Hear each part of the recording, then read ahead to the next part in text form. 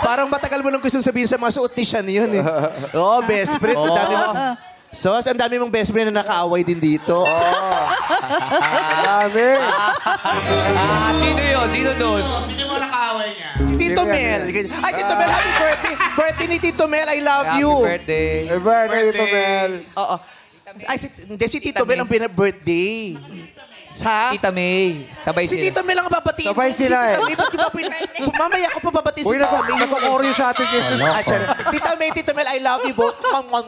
Mamaya Birthday. po. Si anong pangalan niya? John Denver. John Denver. Panganay ka. Apo. So aware ka sa mga nangyayari sa nanay mo.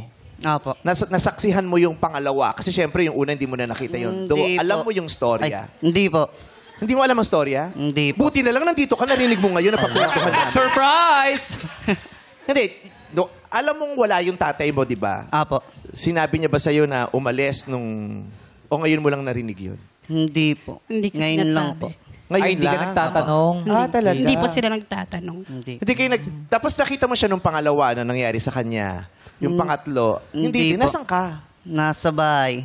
Sa labas mo lahat ginawa. Hindi ba kayo magkasama sa bahay? Sa labas lang po talaga. Siyempre, Sa labas ginawa. Diyos ko, ang dumi-dumi ng bakuran yung Michelle. hindi niya sinasama sa bahay. Oo. Ha? Baka hindi niya sama. Pinaano sa bahay. Hindi niya dinadala doon yung... Hindi kayo aware na may boyfriend ang nanay nyo? Hindi po. So magugulutan na kayo, lumalaki yung May siya ng bata nanay na nyo. kasama Apo. siya. Ito wala to ngayon, ha? Wala daw. Lygate na po. Check mo. Ha? Lygate. Lygate. Lygate, okay. Dati kasi lagi. Ngayon lygate ka na. Safe na safe. Hindi kasi tatanungin ko sana. Kasi lalo na yung panganay. At ha? Sabi niya, wow, safe na. Ang daming paraan para maging safe. Dumaan ka lang ng 7-Eleven, may safe doon. Iba-iba pang flavor. Eh, paano ko safeguard na Hindi kasi tatanungin ko sana, since panganay ka, nasa tamang edad ka na, di ba? Apo. Tapos lalaki pa siya. Ano kayang sinasabi ng panganay na lalaki? Kasi di ba minsan naririnig natin o napapanood natin, yung panganay, minsan pinapagalitan niya na yung Stricto. nanay niya. Oo. Pinapagalitan ka niya. Apo. Oo daw, pinapagalitan mo siya. Anong sinasabi mo? Tama na daw. Nasabi niya na po eh.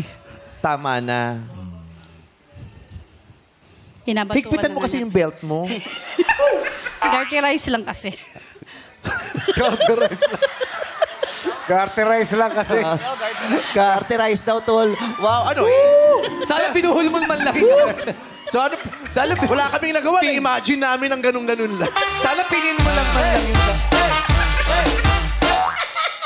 Alam mo, problema din kasi natin mga Pilipino yan. Masyado natin siyang ginagawang nakakatawa lang pag pinag-uusapan. When in fact, it's very serious. Yan.